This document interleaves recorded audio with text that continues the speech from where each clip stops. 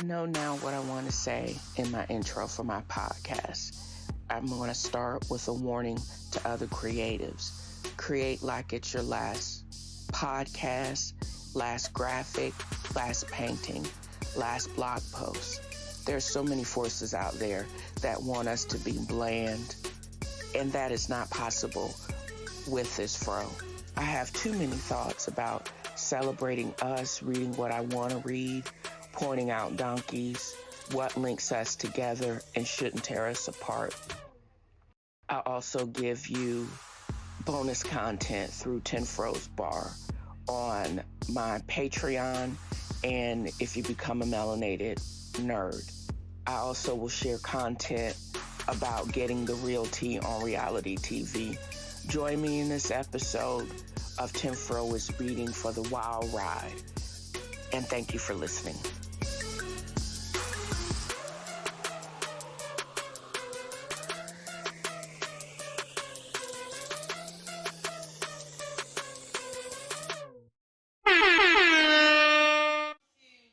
So,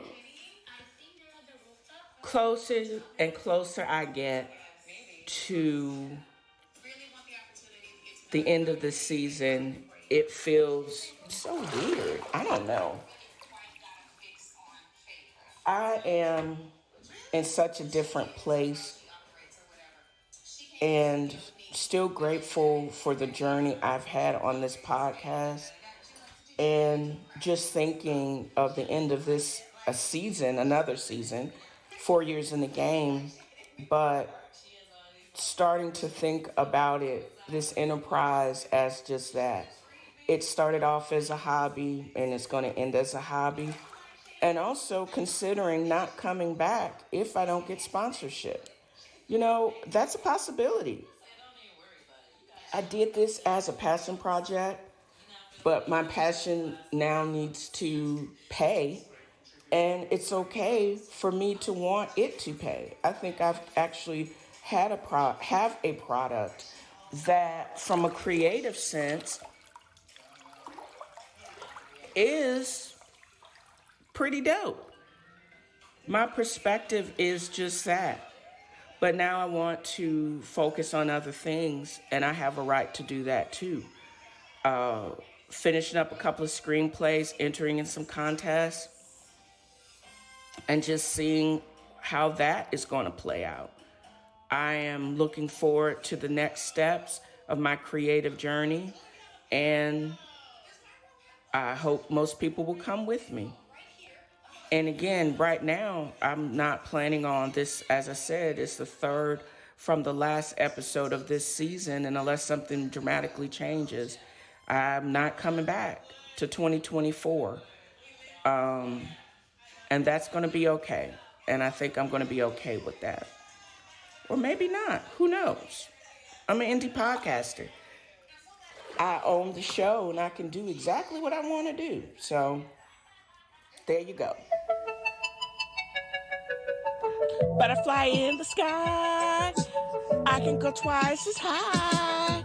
Take a look, it's in a book, a reading TNFro. I can go anywhere, friends to know, ways to grow, a reading TNFro. I can be anything. Take a look, it's in a book, a reading TNFro. A reading TNFro. TNFro.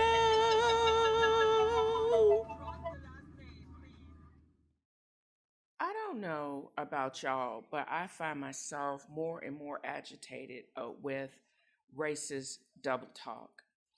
And not only am I tired of the racist double talk from this ultra conservative swing, I'm tired of them using woke still in a derogatory, like it's some type of curse or derogatory. And it just proves how stupid they are.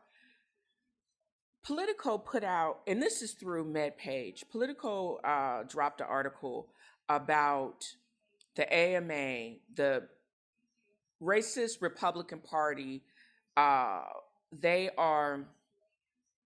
actually have made a statement saying the AMA is marked down in wokeism and they can't be trusted to be able to advise on even payments to providers. So they are using being woke as a means to, they're claiming that the AMA is too woke because they don't want to basically cut payments to providers and probably Medicaid and Medicare program and probably through ACA too, because they still mad about Obama being president and they're calling them woke. Let's break this down for a little bit. What does it mean to be woke? And why am I talking about the AMA, the most paternalistic racist organization? Now they're claiming that they're too, T-O-O, woke. And I say really to that. Let's just break this down and why y'all need to stop using this term wrong. To be woke, according to Merriam-Webster, is when you are aware of, actively attentive to important societal facts and issues as far as it pertains to racial and social justice. But we will only succeed if we reject the growing pressure to retreat into cynicism and hopelessness. That's me, because that's where I am right now. Because when you try, it seems like when people are determined to do the right thing, they try, the Republicans and anti-woke racists are throwing it back in our face. And we have a moral obligation to stay woke, stand and be active. You got to challenge injustices and racism in our community, fight hatred and discrimination wherever it rises. As a person of color, I have to deal with discrimination. It could be veiled and passive and blunt as object. So we need these organizations to be woke. And even with this war on diversity and inclusion, Florida Governor DeSantis, you're not going to basically push us into being just given up, because we still got to point it out. And that's why I'm pointing it out, because AMA is an organization that I've been a part of, depending on when I paid my dues, on and off. But it's a 174-year history, which, thank you for hipping me to it, Republican, because I got to search it out. I'm like, why does this seem kind of like de facto and a little bit fraudulent? In its 174-year history, it has been mired in anti-Semitism, racism, homophobia, and paternalistic bullshit. The father of the organization, a Dr. What's this bitch's name? Davis. Nathan Davis. He basically drew up the resolution that led to the AMA's founding and holding it together even through the Civil War years. Instrumental in making sure that the credentialing of medical schools, certification of doctors, when we move from snake oil to a really highly skilled profession, he and the founding fathers were instrumental in that. However, I belong to the National Medical Association. I belong to the Student National Medical Association. Did not know that organization, because of the initial founding principles of the AMA, there was an integrated group of physicians that push to integrate doctors, Black doctors, and persons of color into this organization. but the racist faction led by Davis to block this through parliamentary decision, promoting and embedding racism into the AMA, was basically in part until federal law outweighed it in 1964. So for over almost 100 years, they were allowed to be racist. Imagine that. And then some of their policies and what they will and will not engage in still, until recently, have still promoted inequities and injustices in healthcare. So, with that said, so when you basically say we can't, they are basically saying, "Oh, you too woke, so you were not. We can't trust you now. You can't trust that there is scientific evidence that shows healthcare inequities in communities of color. There is a passive-aggressive approach to the administration of life-giving therapies that are racially motivated. We know about Henrietta Lacks. We know about that doctor that was performing Nazi-era experiments on slaves and women of color, but he's known to be the father of obstetrics. We know all of these things, and we got the records to prove it. I'm tired of y'all saying like woke is an adjective, it's an activation, and it is a way to basically knowing, not only looking at the extremes and inequities and knowing that racism plays a drastic part of that, but what corrective course are you going to take to rectify that? And what does being woke have to, and looking at racism just for the destructive nature as it is, and wanting to do better? What's up with that? What is wrong with the wanting to do better? And I never understood how physicians can be Republicans. If it just has to do with the salary, then yeah, maybe. And to protect that and to protect not getting wiped out with taxes. But what we are not going to fit to do is, as a legislator, and you're not even a physician, trying to tell me, number one, how to practice, and number two, that equality in all aspects of medicine, we have to be noted with that. And you have to use science based on your decisions, because that's what we do all fucking day. And you can't be a racist and still think you could be nonpartisan as a physician. The worst I've been treated has been with a white patient asking for where the doctor is because of, number one, as an African-American female, number one, like, I can't be a doctor. Okay, I'll send your doctor in a minute. So I walked out the room. And that was recently. To me, recently is in this century, 21st century. I found it hilarious, but I think I was reprimanded by it. But that goes to show you just how racist people still are. And you're not going to be shame people for noticing and being realizing that racism still exists. It embeds all policies that make up this country. And we got to do what we can to decrease ongoing destruction and basically leveling the field so everyone could actually get good health care. But you trying to use wokeism as a means to not fund critical programs and to basically cut physicians out on their pay because they're too woke, girl, boy, bye. So you're going to use being woke as a penalty for being a good human being. Okay, great. Let's just start there. Number one, I'm mad that it took the AMA 174 years to do the right thing. But I'm also continuously annoyed by this GOP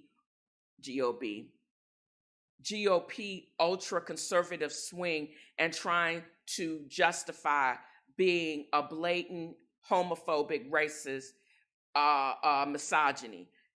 You can't do it. Stop gaslighting us and playing in our face. For real, y'all.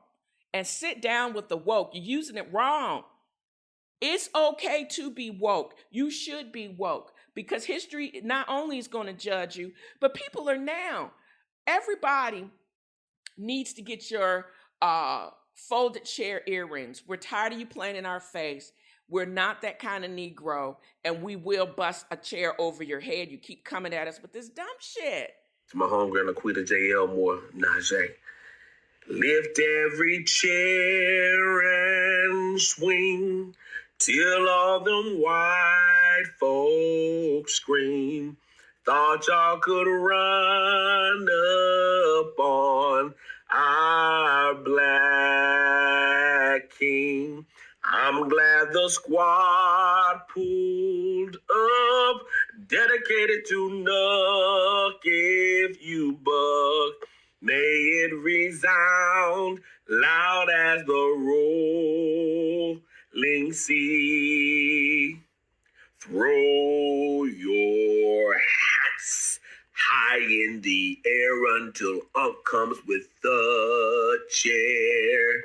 Swim the seas until our cousins come and they rescue me. Let this be a lesson to y'all.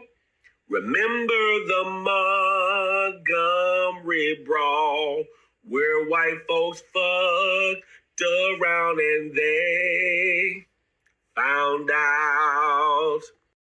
What in the holy hell is going on? I was hip to this. I think it was because of Them We Can. And so when I saw this headline or tagline, I was like, what is going on? Conservative activist behind U.S. affirmative action cases sues venture capital fund. This is anti-affirmative action activist Edward Blum. And then I thought about it. I was like, Blum? Who is this dude? And why does he have a heart-on for anti-racist legislation? So, did a quick wiki search. He is a legal strategist that is against affirmative action-based race and ethnicity. With a name like Blum, why? Evidently, he was raised in a Jewish family in Michigan, where he went from left-wing, ultra liberal to liberal to ultra conservative fascist. How? He became radicalized with the neoconservative movement back in the 80s. He got mad, even in spite of the anti-Semitism that his family experienced through his youth. He says the opposite helped him form his ultra-conservative views now. So is this a case where the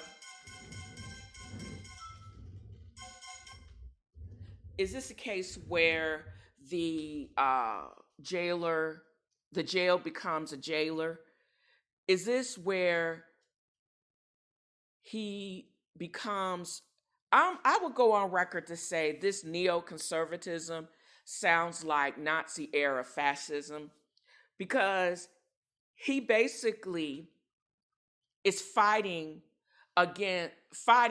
with and for the same MFers that are willing to discriminate against him.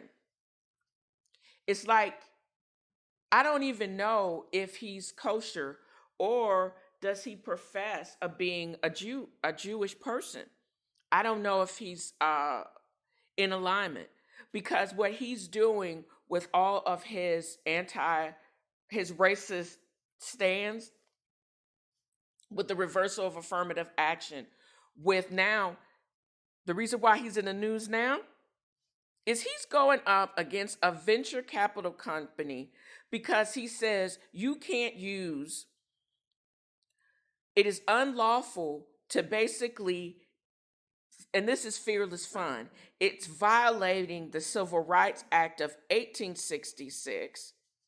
But didn't the Civil Rights Act of 1964 subjugate that? Says barring racial bias in private contracts. By making Black women eligible for grant competition, you basically are violating that act.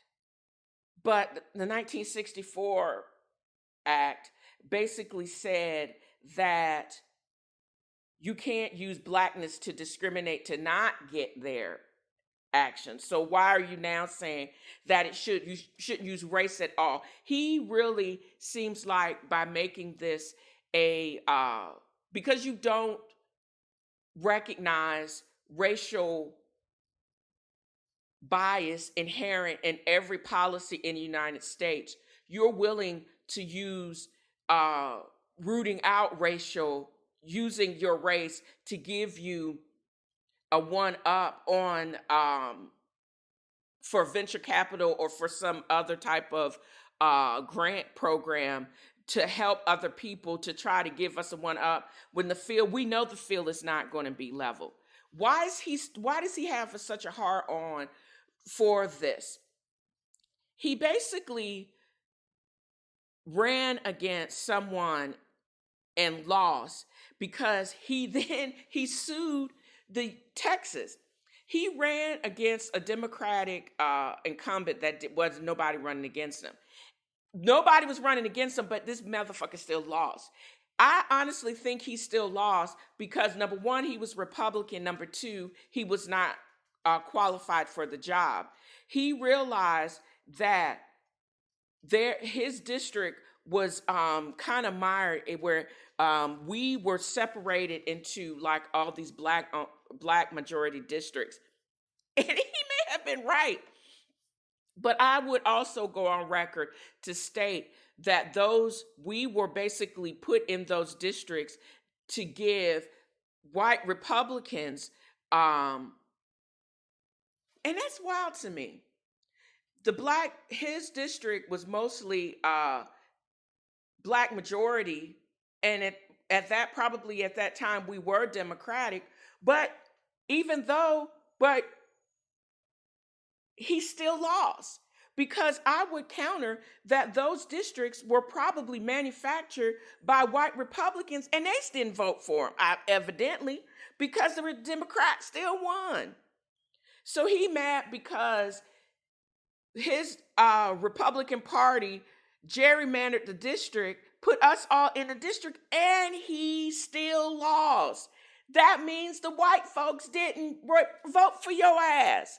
But he still won it.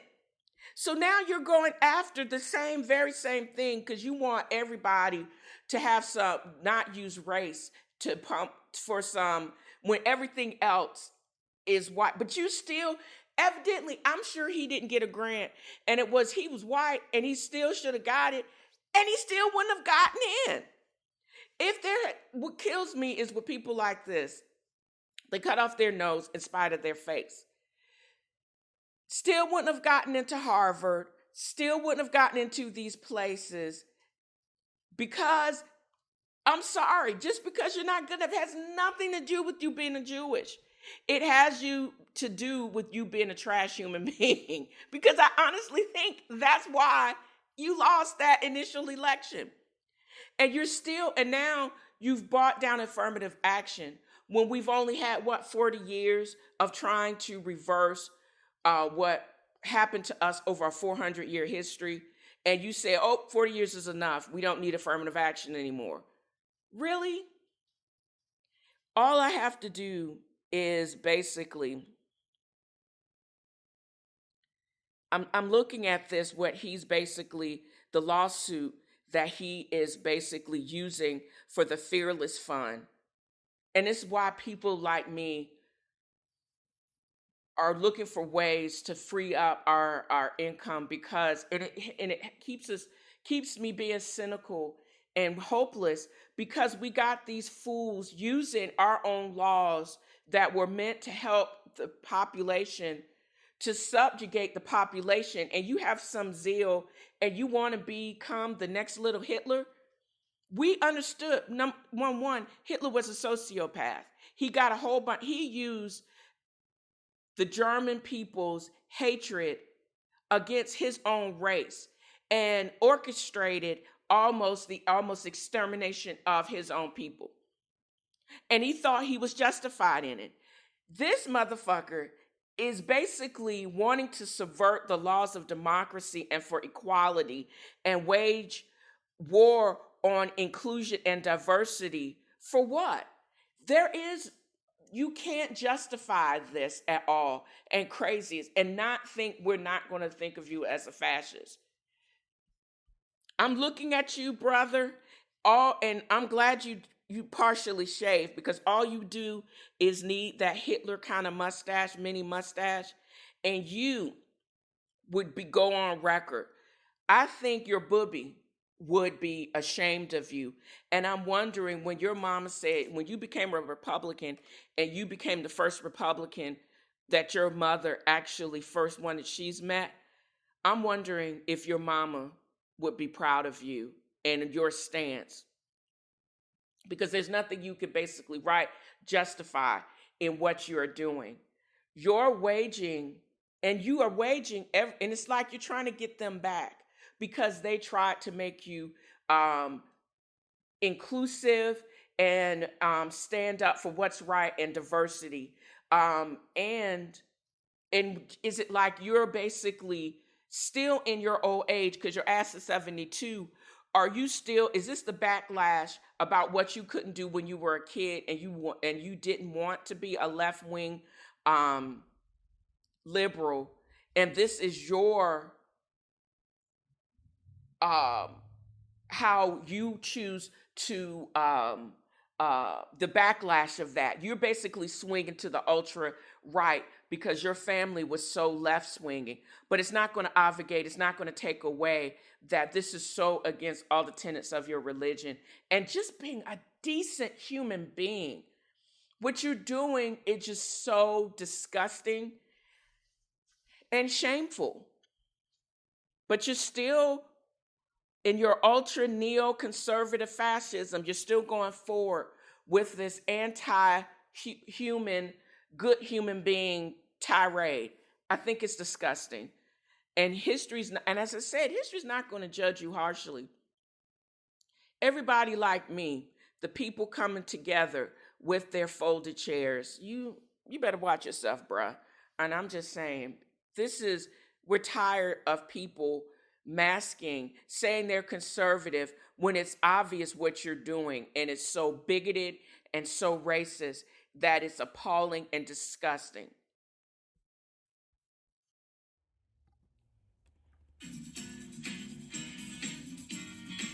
The Shady Bunch, the Shady Bunch. I hope turning up for checks to pay for fake lifestyles were to be a part of the Shady Bunch.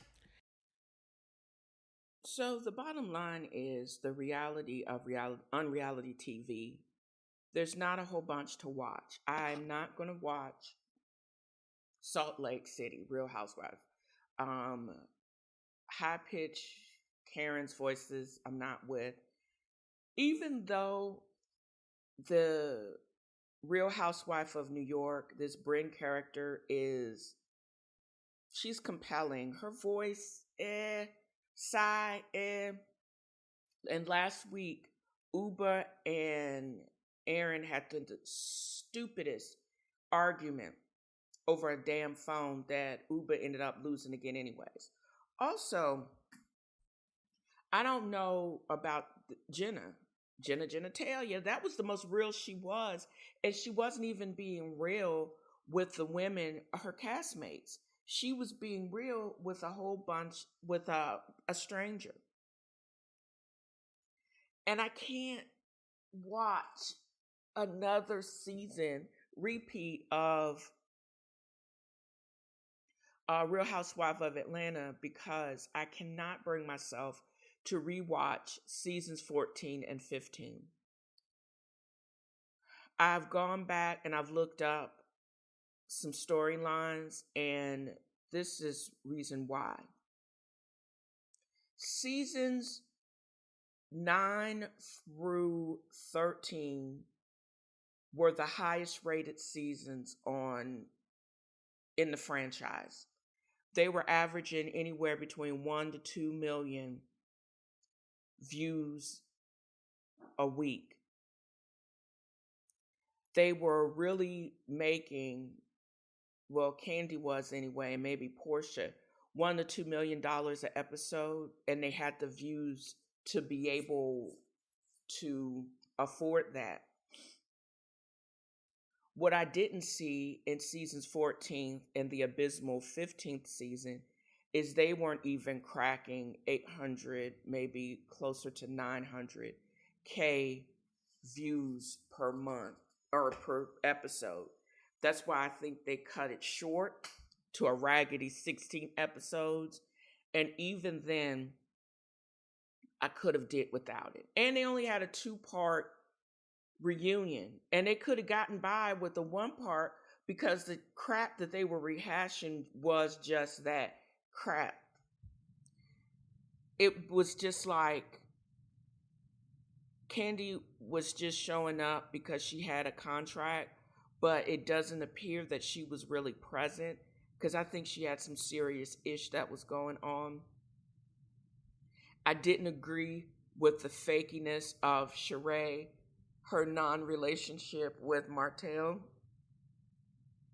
And then she bringing up and having that hater sheet where she was dragging Candy for being successful. Tags 14 years and running, and she by Sheree, ain't she by, she still ain't got nothing on that damn site. And also, it doesn't seem that production has a long memory. They're like me. They petty and they hold grudges. And that's what I think, even though it would have been compelling, them either doing a spinoff or even highlighting Kenya's business would have been, good. But she had pissed them all off. She kept things going. This is Kenya cussing them out, giving them middle finger in Houston. People don't forget how badly you treat them. And they can be petty. And they can be petty baddies. And that's what I think they was. All of those things would have been compelling. If they had done and tried to do like they did what Carlos King brought out in the Nene Leakes interview, his 2-part interview still had more views than any episode of this past season, which is sad. But they weren't for the Nene shenanigans. They said she looked sad, so that's why they only offered her 6 episodes. And if we've looked back at the previous years, when Nene was at her worst from a psychological standpoint, when she came back ready to work. So, and also, why did she think she was going to get a bye? She demanded Freak and Fraud to be disciplined. Why was she exempt from attacking that production? Not the t-shirt that we saw her rip off Homeboys, the cameraman, but when she allegedly jacked up the production person. Why did she think that she would be offered a full-time peach, when that was not going to be possible? Yes, she looked sad, and when she wasn't in for it, she could suck the energy out of anything, and we've seen her do it on reunions where she's sitting up there looking like Zoolander when she enters the room, looking like Zoolander, where her face dot moved because she's had Botox. She looks crazy. So that's one of the reasons they would not have been able to have the great season that they did have, because I was here for when they went to Charleston or Isle of Palms, which is outside of Charleston, we wouldn't have had Bolo. We wouldn't have had any of the Portia shenanigans. And we wouldn't have all been creeped out with Portia meeting Simon Gabadia. And then after they rapped, that's when they dated. And then they got engaged and they got married that same year. Wouldn't have had any of that. It would have been, everything would have been about you, and it would have taken away the Portia shine. And I think Portia and all of her shenanigans, everybody that's ever filmed with her has always said she's so much fun. And I don't think she would have felt as free as she did that season to do the shenanigan that she did, that continued the ratings onslaught that they actually had. So with that said, I think it was great that she could have sat out season 13, but until she sued them and alleged racism when she's had her homophobic tendencies, that wasn't going to fly. So I also am annoyed if they couldn't have worked out something and they couldn't have brought her back, and then she needed to have re-auditioned for her Peach back. But what I do not agree with is, because if they could have worked out something, they would have never offered Marlo a Peach, a full-time Peach. How are you going to offer somebody a Peach that's never been married, never had any kids? I understand from the March of Dime benefit, Portia's March of Dime benefit, she had some ectopic pregnancies, and then she did have her tubes rotor-rooted, but she's never been a mother. That mom tea bullshit, I think that was just for convenience. So but we never saw even that develop. Because if they could have brought back Nene in season 13 and her being a sidekick, they would have actually been able to support each other, because Nene actually had some great stuff. We could have, if she would have allowed it, which I don't know, because I don't know how she would have made that all about her. Greg, his cancer actually never went into remission, and it actually advanced. And he died somewhere during that particular season. And her son, they think he actually got COVID, because I'm sure he wasn't wearing a mask. At 23 years old, he had a stroke, and he ended up having congestive heart failure. And they think it was post-COVID related. And that would have been a real reality TV storyline, and how she worked through that, because that was even deeper before Greg had his heart attack, or when he was first diagnosed and came back, because she handled that pretty crappy. It was, again, all about her. She was talking about tuna fish sandwiches. He wanted her to go on with her life. And also, they could have devoted a lot of season 15 to her rebuilding her businesses and rebuilding her life post Greg leaks, and seeing how her son had recovered from his health scare, and how she came back looking like she did on Carlos King. That would have been 2 great seasons right there of a storyline from an OG that wasn't contrived, and she could have given us details. I don't understand, because that would have obfuscated Marlo making up stuff and pulling stuff out of her ass from 3 years ago. And that's not a storyline. That fake ass trip to Portugal, we would have not been able to see that. So instead of them having good storylines, they played in our faces with this BS. And if they had put Sonya through the ranks, I don't know if she would have consistently been, would have gotten a full-time Peach, but her being able to deal with Kenya and Nene, that would have been interesting, and seeing who she would have aligned herself with. Maybe she would have ended up being more of a friend of the show, but definitely, I don't think I would have bought.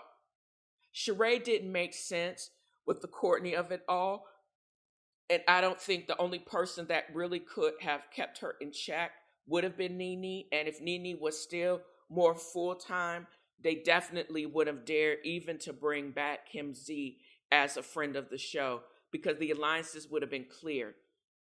She didn't need to be back this last season. I don't know why her big blow up lips were even graced the scene. And also that the other two girls from the original season, Lisa Wu and what's her name, Deshawn, they it didn't make sense for them to come back, because I don't know what they've been doing except for getting divorced, and what actually if they've been doing.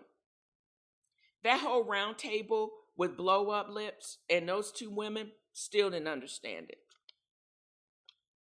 And I also think if Nene had been full time, Portia would have stayed, Cynthia would have stayed, and it would have been interesting to see how Nene would have manipulated them to support her, or would they have more arguments, because she seems to have this fatalist view of people that are not ultimately loyal to her.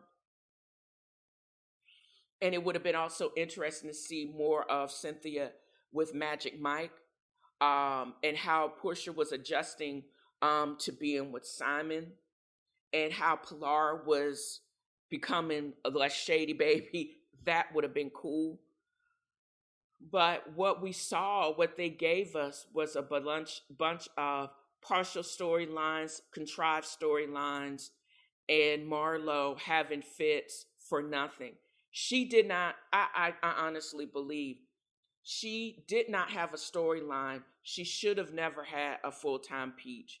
And they were playing they allowed this woman to play in our faces for 2 years. She didn't even have a product or a line to promote. Because I don't know what the archives is, but her used clothes that she wears 1 or 2 times and then she rents it out to people. That makes absolutely no sense to me. So with all of those things said, again, if they figure out some way and they're willing to actually have their real storylines on the TV, then yes, they need to be offered back. But people that should already remain friends of the show unless they get married or miraculously have a kid, Marlo, she does not need to be on the show as a full-time Peach Holbrook. Monyetta, I think as support, she's just so nice. I can see her and Shamia as permanent fixtures, but they would have to bring back Portia. Y'all need to cut the check and also figure out a way. If Nene is going to be willing to come to work, she has a storyline, and she's not going to be just walking around looking like Zoolander. She needs to come back. Cynthia, same thing with Candy. I'm a Candy Bird stan. But if you're not going to be willing to share part of your life and to participate in the taping of this show, you don't need to be on and back too. So, and I'm also disappointed because I'm trying to not hate New York, but that stupid fight last week between Aaron and Uba to give Uba some screen time because she has to work for that check. It makes me think that, again, I'm tired of contrived and made up storylines. And if you are basically putting on for filming, I don't need to see it. But what I do have a problem with is I'm having a really hard time feeling that the women on New York are actually friends when the camera is not rolling. And that is the death knell. If you do a whole revamp, that it would put the nail in the coffin for Real Housewife of Atlanta, because it was obvious this current season were not friends. And if you revamp it, instead of alliances, how are they friends prior to the season? That's what I'm actually concerned about if they do a rework. But it could rework because the OGs, with the exception of Sheree, it seems that some of the OGs from previous season, if we look back at seasons 9 through 13, were actually friends. And if they're actually able to, we could see the dynamics of their friendships work itself out.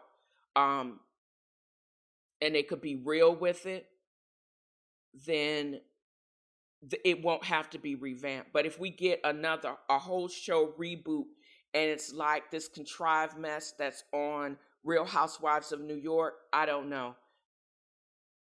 This could be the Sweet 16, could be the series finale, but they're going to have to work this crap back out. Because I'm tired of them playing in our face. The last couple of weeks has been slightly interesting. The faux pas, or how Erica Mena imploded her own time on Love and Hip Hop Atlanta, is what I'm going to be focusing on. And it's basically, she's based with all the stuff that's supposed to be going on between her and her now ex-husband, Safari, and lack of supposed support. But he got the receipts that he's been paying her. I'm not really sure about that, but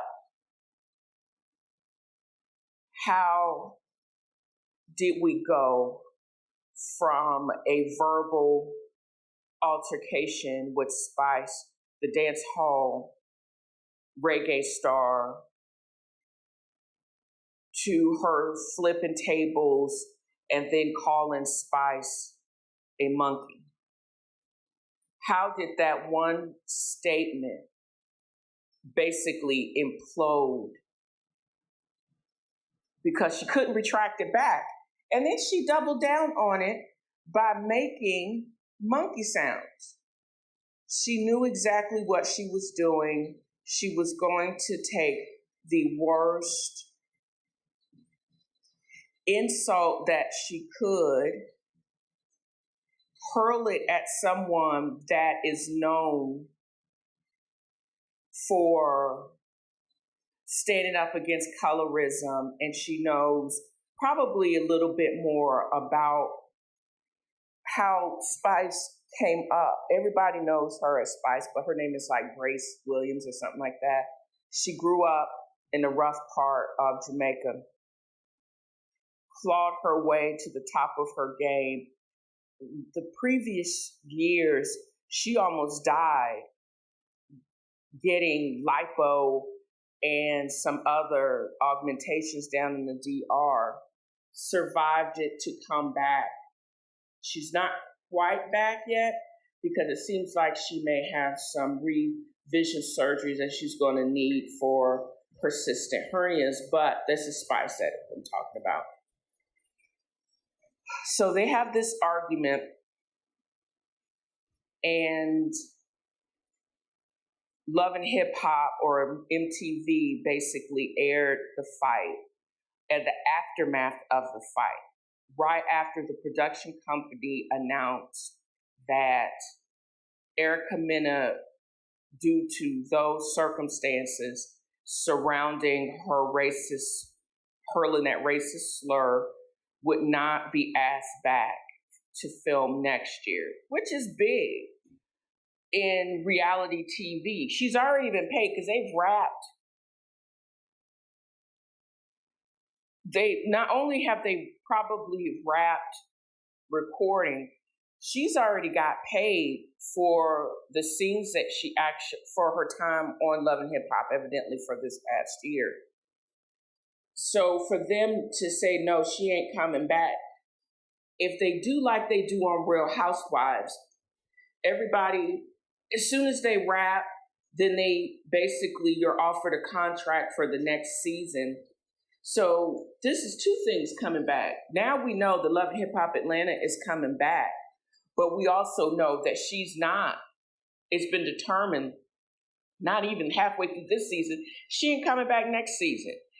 Probably if they could take their money back for this season, they would, but I'm sure that clause has been worked out. Once you pay me, there's no take back season. Once that direct deposit hit, you can't reverse it. Snatch that money back out of my account. She got a nanny or a manny and mouths to feed. So her outlook for next year is kind of slim. She's working on some minor show, I believe, in DC. I'm not interested in it because I'm not an Erica Mena fan. I think she lies. I think she is loud. And I think she's kind of dumb. I'm not too convinced of her beauty. She's just like any other light-skinned woman or a woman of color, lighter-skinned woman of color, but she just has enough melanin for you to know that she's not spicy white. She is a woman of color, and evidently she's Black, Puerto Rican, and Dominican. There's a lot of African American in there, but she's still a lighter-skinned woman of color. And for her to think it's okay to stoop to that racist slur with all its connotation and hurling it at a darker-skinned woman of color, that speaks not only to her racism, but also to her stupidity. Racists usually are not the smartest people in the room. They're not the sharpest tack in the box. For her to be unaware of the repercussions of saying that on an all-Black cast of dark-skinned people, and how crazy it looks that you were once married to a dark-skinned Black man and your kids are also Black. How crazy is that? And why do you think it was okay? She thought her mentioning her son and everything I said was known, and she maybe shouldn't have mentioned it. But also, Erica Mena doesn't think that she's probably talked to her or it's been said about her issues with her oldest son. We've known that. It's been estranged since she was on Love and Hip Hop New York. She was only saying what was true, but but her mentioning her son and his issues, did that give her the right to hurl a racist slur at her? No. And for her to think that they weren't going to sit her ass down. And why? I can't even imagine her thinking that a predominantly Black production company, and the active producers of the show probably is predominantly Black, that they were going to let that slide. Really? They sat down, Roseanne Arnold, rewrote a whole show that was actually named after her. When she thought it was on Ambien, how did she think she was going to talk her way out of this? What I find rich is that Yandy was trying to educate her. It wasn't her place. And that's the only reason why I'm kind of looking forward, because it looks like they have a roundtable by an actual psychologist to have not just the colorism talk, but also to just talk about racism and have a real moderator. Not like that BS they did on Potomac, what was it, last year or year before last, where the cast actually talked about it. No, they need somebody that is truly qualified that does it for a living and that is more equipped to modify and lead a real discussion, and a hopeful discussion. I just hope that Erica Mena learned something and she's doing the work, and because she's not, as I said, she ain't smart, but I think she is teachable. And I don't think this is an overreaction of the production company. I think they're making her do the work, not on camera, because they don't need to pay for that kind of bullshit, but they also need to take the opportunity to have a deeper discussion and hopefully a productive discussion about racism in Hollywood and in this genre and et cetera. Also, I'm hoping they'll talk about Asian hate crimes and maybe some homophobia. Maybe homophobia, but there is nobody of Asian descent on this show. I just hope that hate recognizes hate and they have a productive discussion. I'm watching the episode on season 14 where Candy has Candy Coated Nights goodies delivered to all the ladies as part of their New York trip. What is tripping me out is that Marlo or Marho and Kenya are turning up their nose. And even Sheree, player hating Sheree, where she ain't buy nothing, she don't pay. That is probably like one of the most lucrative, it's still lucrative from what I understand, her sex toy line. And I think they're all player hating her and jealous. And Kenya turning up her nose when she was it chocolate or whatever, and she was busting it open right at the time when her and Mark had started going through issues when they were in South Carolina. And now she's tripping out. Are they having a flashback to Bolo? And that's one of the reasons why Tanya and Portia not on the show. And both of them, I wouldn't say so much that Kenya is irrelevant, but her overreaction to that whole thing was what probably soured production against her. And Marho's alliance with Kenya is how she fell out and wasn't invited to Portia's wedding and still not a part of her life. And Sheree's just player hating because she doesn't have the business sense of a tick to get anything and make it sustainable. So what if not only is Candy Coated Nights making Candy rich, why it wouldn't, this goes back to my old lady gang march on BravoCon, how Candy Coated Nights basically financed one of the women's ability, because she sold so much, financed her ability to be sustainable after her bad divorce and also get her daughter through school, which is crazy, and help her become a business partner in the Ocoee winery. What about that? Because there's nothing that any of those, Marho and her lay eBay used clothes thing, because I have not heard about that being successful, and if it caught on, or She Don't Pay, her clothesline not being profitable. The only profitable line that's really come out of this is Candy Coated Nights and OLG. So, and tags. So what if the amount of money sold by vibrators and other sex toys basically sponsor OLG going and to BravoCon? That would be dope.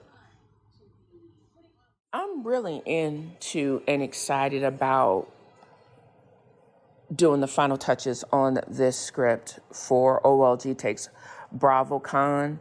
I wonder if I would actually be allowed to use OLG, or did Candy and them trademark that?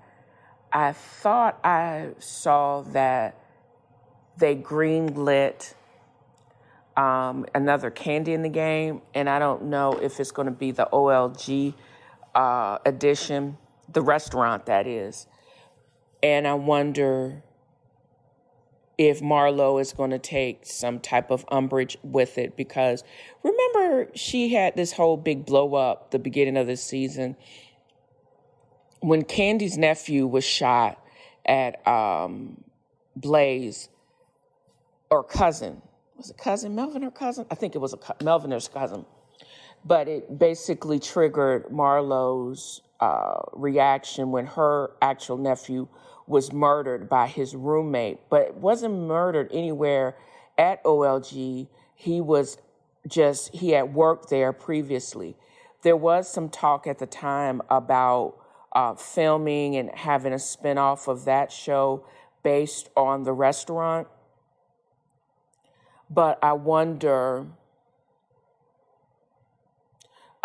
if it would be a trademark infringement if I actually use that in the title of the screenplay.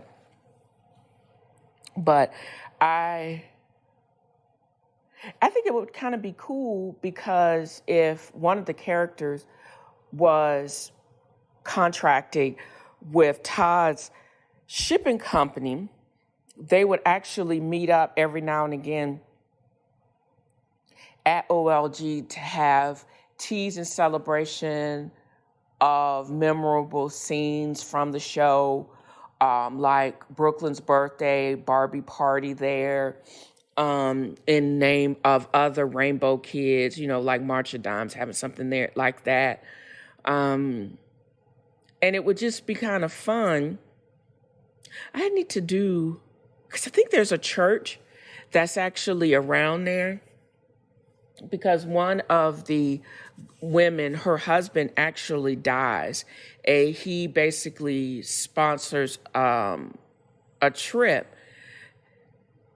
I wanted one of his, they're having the funeral at that church, and one of his estranged children comes up and basically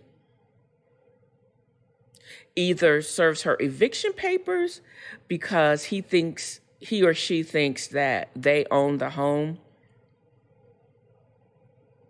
And they have an impromptu reading, and they actually they meet maybe at OLG to, talk about their strategy about getting those people out of her house, as well as the beginning of the plans for going to BravoCon. That would be kind of dope. I'm thinking how OLG, the church, and how all of that would actually work out. It has to actually be explosive. So, but who knows?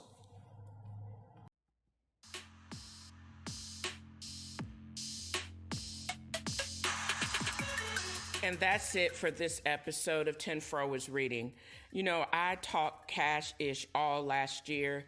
I hope the listening audience will continue to enjoy my opinion and not so subtle shade.